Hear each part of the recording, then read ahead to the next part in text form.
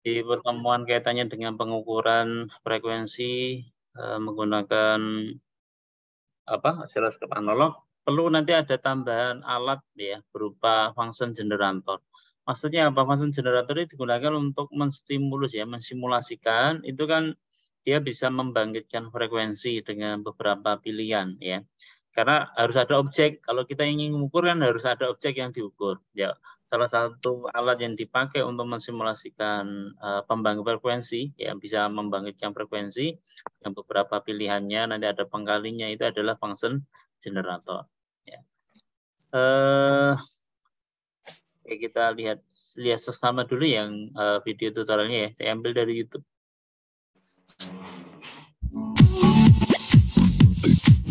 Suara dari audio videonya apakah terdengar? Terdengar, Pak.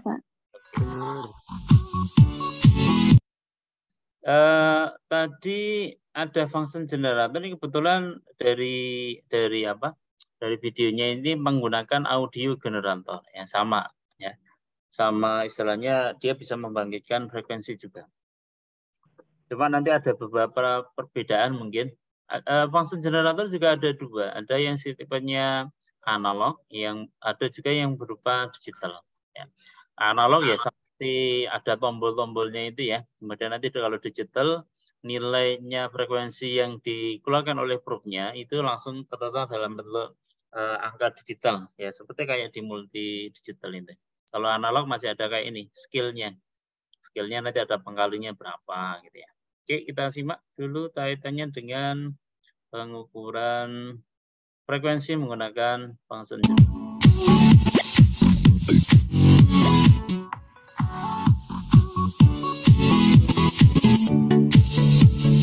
Langkah pertama dihubungkan dulu function generatornya ke tegangan nih, sumber tegangan. Karena semua menggunakan AC ya.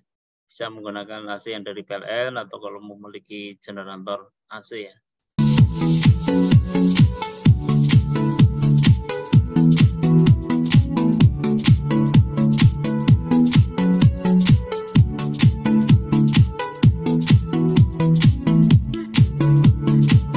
Setelah di-on-kan dari function generator atau audio generatornya, di tombol ada tombol ya, tombol saklar ini ada juga yang pakai push button. Ya, saya bingung ya. Intinya fungsi untuk menghidupkan, menyalakan. Kalau kemarin di oscilloscope itu push ya, berupa push button, bukan saklar.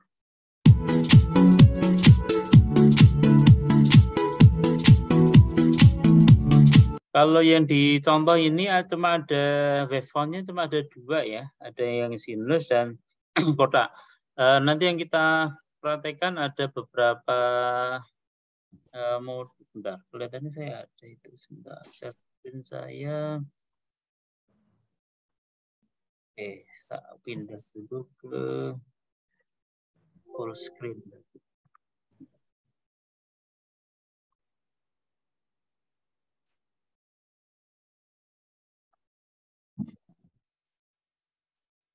Oke, yang nanti akan kita praktekkan bentuknya seperti ini.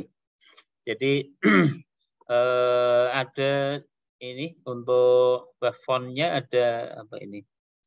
Ada bentuk kotak, ada bentuk segitiga, sama sinus. Jadi ada tiga tipe jenis gelombang yang bisa kita pakai nanti. Sinyal gelombang yang bisa kita pakai. Kemudian nanti ada faktor pengalinya ini, sama ini ada knob ya. Pemutar dia mau berapa. Ini nanti ada faktor ini sama ini dikalikan ya. Maksudnya yang Anda pilih di sini berapa, nanti kali 1K gitu. Jadi kalau sini ada nomor ada 5, ada berapa ini? Ada 4, nanti dikalikan 1K berarti 4K gitu ya. Ada pemutar sini.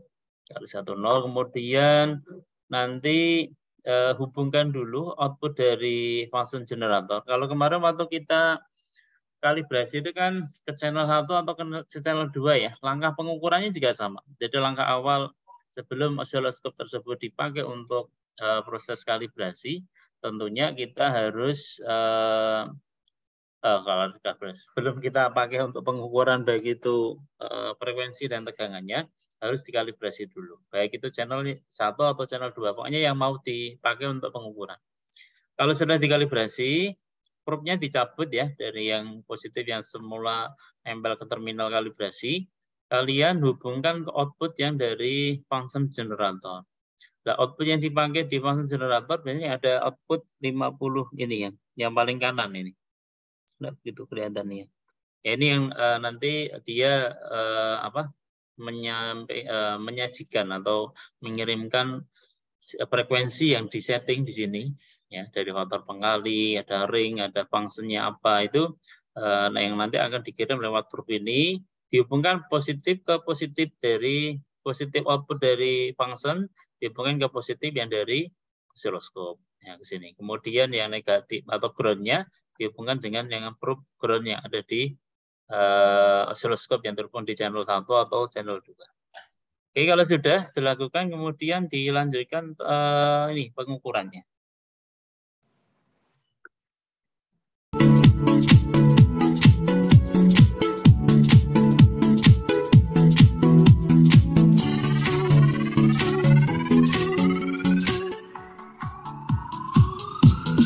Ini frekuensi dalam bentuk hertz ya. Kemudian berapa, kemudian pengkalinya berapa. Sama kayak tadi, ada putaran tuasnya, cuman udah nyampe 100 ya, kelihatannya berapa itu. 5 atau berapa, nanti bisa dilihat.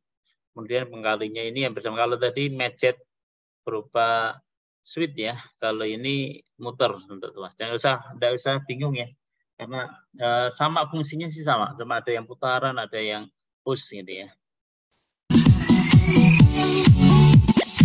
Ini berarti tadi dibilang berapa? 50 kali 10 ya, berarti 500 Hz ya.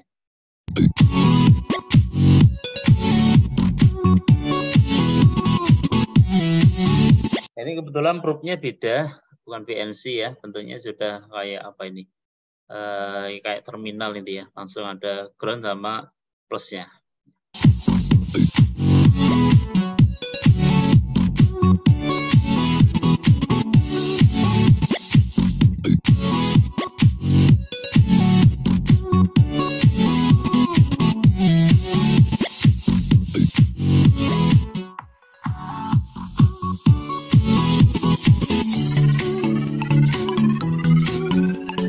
Kemudian kalau sudah dihubungkan dari function dan ke probe dari osiloskop, ingat-ingat kemarin waktu proses kalibrasi jangan sampai mengubah ini. Jadi kebetulan yang horizontal yang tempered diff yang swap var-nya ada di yang atas. Kalau kemarin kita kan di tengah ya.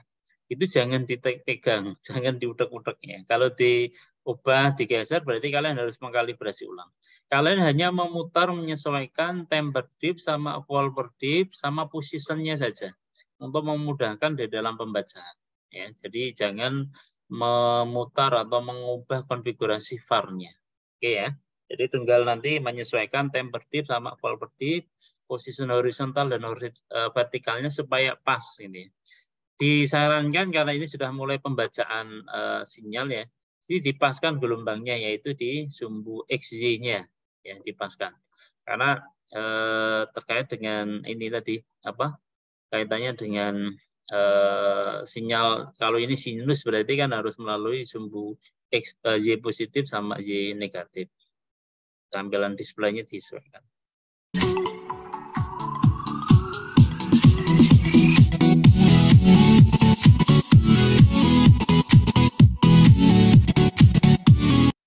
Contohnya masih sama dengan yang kemarin waktu kalibrasi ya. Rumus tegangan, berapa menilai PPP-nya, kemudian rumus frekuensinya 1/T gitu ya. Rumusnya T-nya adalah panjang gelombang horizontal ya atau diff horizontal dikalikan tempered diff-nya ya. Tempered diff-nya berapa diff gitu ya. Untuk yang VPP juga sama, berapa diff vertikal dikalikan wall per diff.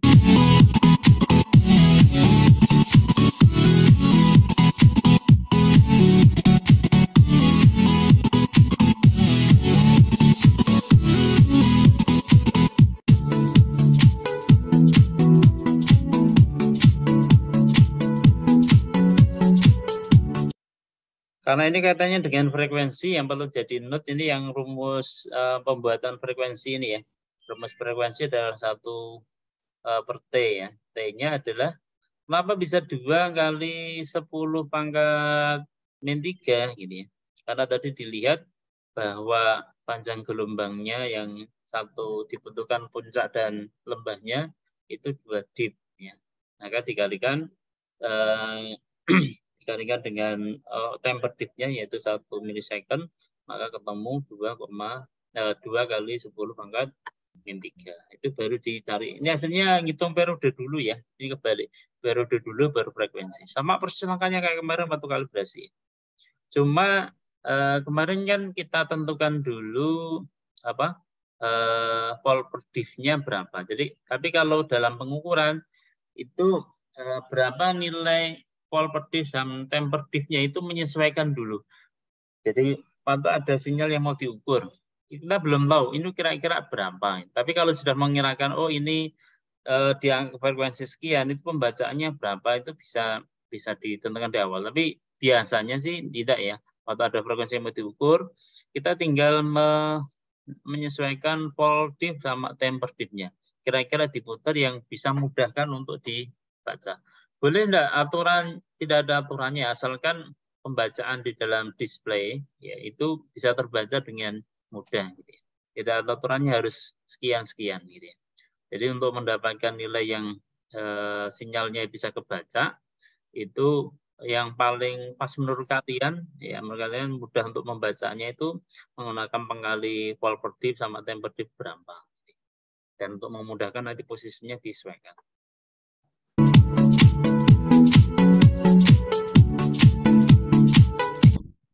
Mungkin skemanya bisa diperhatikan lagi ya. Ini kebetulan di osiloskopnya itu di channel 1 yang digunakan.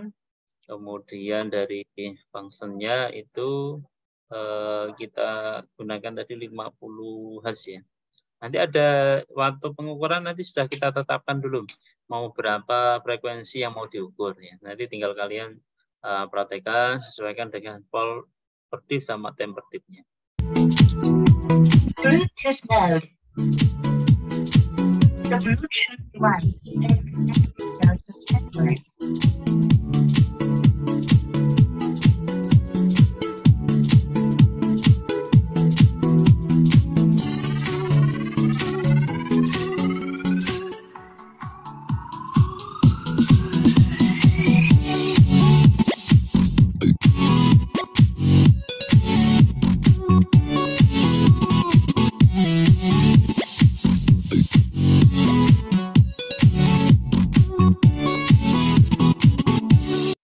Oke, sampai sini adakah yang mau bertanya kaitannya dengan pengukuran frekuensi?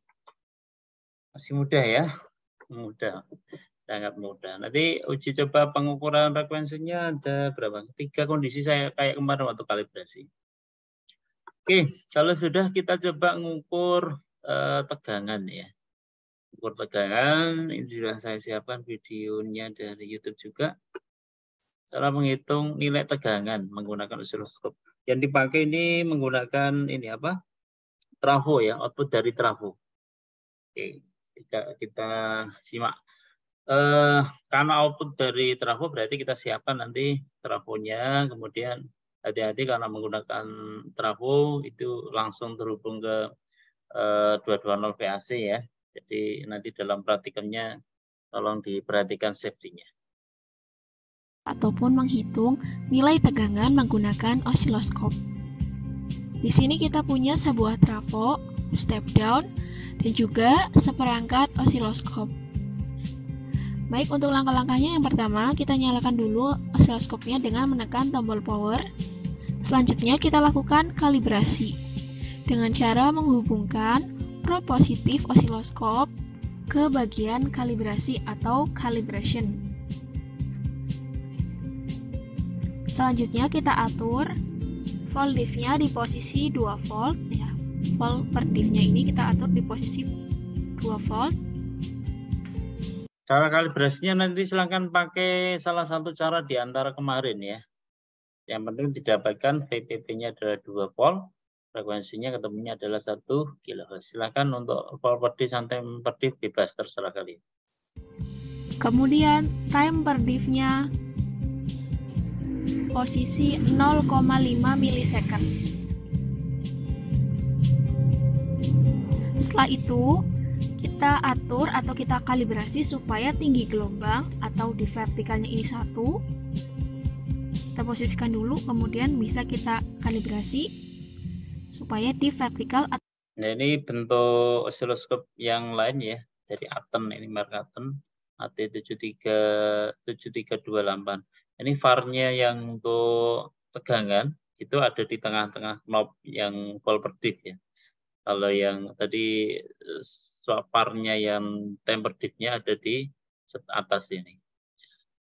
Atau tinggi gelombangnya itu 1, kemudian lebar gelombang atau diff horizontalnya ini harus 2. Jadi kita atur menggunakan sweep variable, kemudian kita atur posisinya supaya kalibrasinya ini mudah dibaca. Oke, selanjutnya setelah dikalibrasi, kita bisa melakukan pengukuran. Caranya kita hubungkan probe negatif yang hitam ini dan probe positifnya ke trafo yang akan kita ukur. Probe negatif kita hubungkan ke posisi 0. Jadi kebetulan trafo yang digunakan tipe apa? Ada yang tahu? Kalau ada outputnya 0 gitu. Non CT ya. Ini pada kemana nih? Oh, ada suaranya semua ini.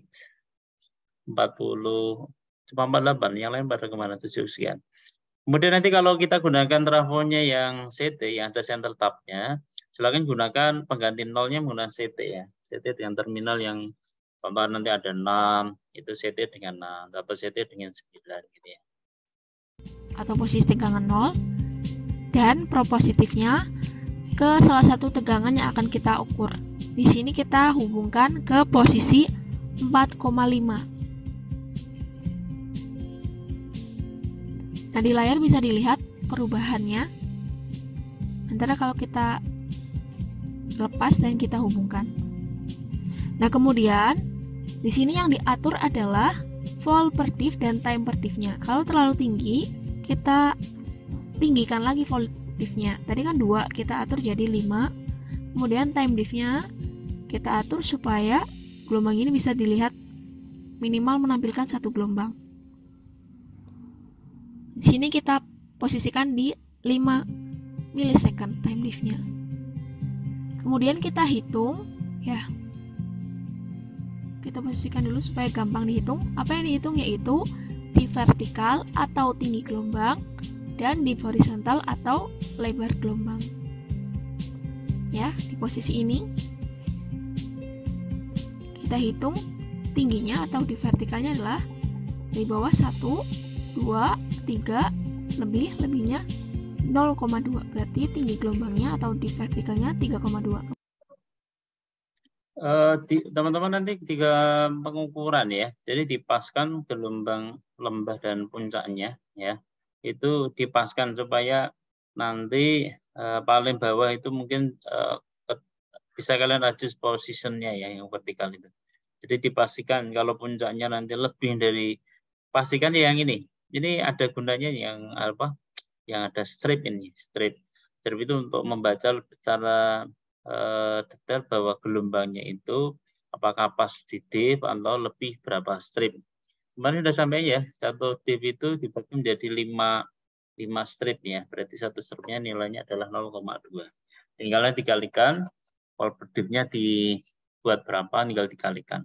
Lalu nanti untuk periodenya juga sama, ini ada strip horizontal. Jadi nanti kalau tercapai 1 periode, itu dia nyampe diff. Jadi nanti tidak pas di diff ya, karena kita ngukur real dari frekuensi yang yang tertera atau mengukur tegangan yang sudah ada, yang tidak mengadjust ya.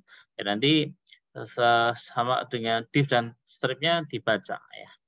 2, berarti tinggi gelombangnya atau di vertikalnya 3,2. Kemudian lebar gelombang ataupun diff horizontalnya yang kita baca adalah lebar ataupun panjang 1 gelombang saja. Kita hitung 1, 2, 3, 4, lebih 1 strip. 1 strip nilainya 0,2, berarti lebarnya 4,2. Selanjutnya kita lakukan perhitungan menggunakan rumus osiloskop. Jadi di sini ada beberapa rumus yang harus kalian ketahui. Bisa kalian perhatikan mungkin ada yang tambahan ya, selain T sama F, PPP, ada namanya tegangan efektif ya, dan ada tegangan Vmax ya. Kemudian ada tegangan rata-rata. Kalau yang VPP saya kira sudah paham, yang TF sama VPP. Ada tegangan sebelum ke tegangan efektif dan tegangan rata-rata, ini ada nilai tegangan maksimum. Nilai maksimum itu adalah kalau tadi bicara VPP itu kan puncak baik itu yang bukit maupun yang lembah ya. Kalau yang tegangan maksimum itu kita bagi dua VPP-nya. Jadi kalau kalibrasi kemarin ada 2 VPP, berarti untuk Vmax-nya itu adalah VPP min dibagi 2. Nanti akan ketemu 1 volt. Kalau diistilahkan di sinyal sinyal AC ya, yang dia melewati sumbu Y, berarti waktu dia berpapasan dengan sumbu X, berarti yang X ke atas atau Y plus itu adalah bisa kita hitung menjadi untuk kalau porsinya sama ya, maksudnya kalau sudah diadjust tegangan sinus itu yang sumbu X, Y yang positif sama Y yang negatif itu sudah porsinya sama, berarti Vmax-nya bisa kalian hitung dari sumbu X ke Y positif. Dia tingginya berapa? Itu sama dengan cara menghitung maksimal. Atau kalau lebih gampangnya ya PPP bagi 2. Itu sudah gampang cara mencari Vmax-nya. Kemudian ada tegangan efektif ya. Tegangan efektif itu maksudnya apa? Oh ya, sebelum ke efektif ke tegangan. Oh ya, tegangan efektif itu adalah biasanya tegangan yang muncul di alat ukur yang lain ya. Contoh kalau Vmax-nya tadi pengukurannya, contoh tadi kan sumbernya 4,5 ya. Mungkin Vmax-nya nanti akan ketemu 5,5 gitu ya. Itu berarti tegangan maksimal. Tapi kalau nanti diukur menjadi dengan multi baik itu analog atau digital yang kaitannya dengan voltmeter, tidak nyampe ke tegangan maksimal. Nah, untuk mencari nilai biasa yang dipakai atau yang tertera di alat ukur khususnya yang kaitannya dengan tegangan tadi menggunakan voltmeter, kita cari menggunakan tegangan efisien. Tegangan efisien itu rumusnya adalah 0,707. Ini kalau di belakang ya 0,7 cukup ya. Karena di angka setelah 5 di bilangan digital itu kan nambah 1. 1 nambah berikutnya kan 0 ya. Berarti 0,7 kali Vmax-nya berapa. Kemudian ada tegangan rata-rata. Biasanya kan ada naik, ada turun tegangan. Khususnya yang tegangan dari trafo itu ya. Walaupun ada sedikit selisihnya. Itu kalau di osiloskop ada pengaturan bagaimana mencari tegangan rata-rata. Tapi ini jarang dipakai ya, tegangan rata-rata ini. Biasanya tegangan rata-rata itu menggunakan rumusnya lebih kecil dari V efektif ya, yaitu 0,636 kali tegangan maksimal. Ya biasanya dicari untuk tegangan itu PPP, kemudian Vmax-nya berapa, sama V efektifnya berapa. Yang pertama yaitu menghitung periode. Periode itu banyaknya waktu yang dibutuhkan untuk menghasilkan satu gelombang yang disimbolkan dengan huruf T, dan rumusnya yaitu div horizontal atau lebar gelombang dikali time per div. Nah, setelah tahu periodenya ini, kalian bisa menghitung frekuensi. Frekuensi itu banyaknya gelombang yang dihasilkan dalam waktu 1 detik. Dengan rumus F sama dengan 1 dibagi T. F itu frekuensi, kemudian 1 itu 1 detik ya maksudnya, per T. T itu adalah periode. Rumus selanjutnya adalah menghitung tegangan puncak ke puncak atau VPP, kepanjangan dari volt peak to peak. Rumusnya adalah VPP sama dengan div vertikal atau tinggi gelombang dikali volt per div. Selanjutnya adalah tegangan efektif. Tegangan efektif adalah tegangan yang biasanya terukur dalam alat ukur yang lain. Jadi kalau kita mengukur tegangan, misal pakai multimeter, nah hasil ukur dari multimeter itu yang namanya V efektif atau volt efektif atau tegangan efektif. Rumusnya adalah V efektif sama dengan 0,707 dikali V maksimum atau tegangan maksimum. Jadi kita harus tahu dulu tegangan maksimumnya. Rumus selanjutnya adalah rumus tegangan maksimum atau V maksimum. Rumusnya V maksimum sama dengan VPP dibagi 2 atau volt peak to peak dibagi 2. Rumus yang terakhir adalah menghitung tegangan rata-rata atau V rata-rata. Rumusnya V rata-rata sama dengan 0,636 dikali V maksimum. Oke, selanjutnya kita akan mulai latihan. Di sini kita pindahkan prob positifnya ke posisi tegangan yang lain, yang mana settingan volt diff-nya adalah 5 volt dan time diff-nya adalah 5 milisecond. Yang harus kita lakukan adalah menghitung tinggi gelombang atau di vertikal dan panjang gelombang atau di horizontal.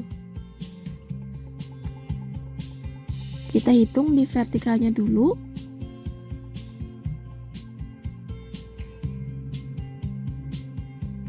Satu, 2, 3, lebih 4 strip. Satu strip nilainya 0,2. Berarti di vertikalnya adalah 3,8. Sedangkan di horizontalnya 1, 2, 3, 4, lebih 1 strip. Berarti di horizontalnya adalah 4,2. Sehingga kalau kita hitung, maka frekuensinya adalah 47,61 Hz. Dan V efektifnya adalah 6 volt. Oke, cukup sekian video untuk kali ini. Semoga bermanfaat. Oke, cukup sekian. Dalam penghitungan nanti tolong kembalikan ke satuan standarnya ya. Contoh untuk yang tegangan nanti jadiin volt, kemudian temper diff-nya yang semula menggunakan 5 milisecond dijadiin standar ke second gitu ya. Supaya nanti dalam penghitungan tidak perlu convert lagi. Ya, janganlah biasanya kalau sudah masuk rumus itu kita tidak memperhatikan satuannya. Jadi sebelum masuk ke sana, jadiin sesuai dengan satuan standarnya. Ya, supaya tidak dapatkan nilai yang sebenarnya. Oke, saya kira itu pengukuran baik tegangan maupun frekuensi ya. Nanti kita gunakan pembangkit frekuensi menggunakan function generator. Jadi ya hasilnya sudah diperhatikan di proses kalibrasi ya. Cuma nanti kita butuh media untuk mengganti tegangannya menggunakan trafo baik itu CTM maupun non CTM. Kemudian untuk frekuensinya kalau kemarin menggunakan kalibrasi yang 1 kHz, nanti kita gunakan function generator. Ada yang masih bingung atau ada yang mau bertanya terkait dengan pengukuran tegangan dan frekuensi osiloskop analog? Silakan kalau ada yang mau bertanya. Adakah? Kalau tidak ada, coba saya yang tanya ya. Ini berapa ini yang masuk? Ada 53 ya. Alhamdulillah nambah ya. Walaupun belum bisa sangat maksimal ya. Belum bisa maksimal 2 kelas. Oke, kalau kita menggunakan volt per diff-nya, maksimal ini 5 ya. 5 volt per diff. Berarti berapa tegangan maksimal yang bisa diukur menggunakan osiloskop analog ini? Ada yang tahu kah? Ada yang tahu? Kalau kita gunakan volt per diff-nya, maksimal ini kan cuma 5 volt. Berarti berapa banyaknya tegangan maksimal yang bisa diukur osiloskop ini? Kalau proof-nya hanya 1 kali saja, pengkalinya hanya 1 kali. Proof itu kan ada macam-macam ya. Kemarin ada yang 1 kali, ada yang 10 kali gini. Kita coba pakai yang 1 kali. Berarti berapa kira-kira yang bisa diukur maksimal tegangan?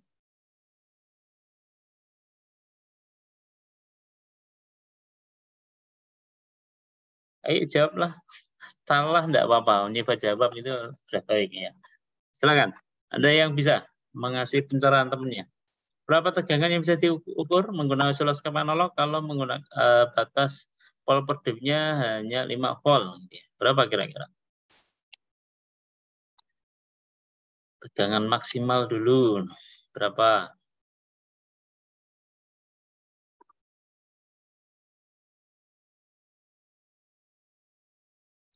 Ini tanggal berapa ini? Tanggal, udah ada yang mau jawab. Agak saya coba presensi. Kita cari karena ini tanggal berapa? 5 ya. Tanggal 5 ya Pak, kita cari. Siapa presensi 5 di kelas A?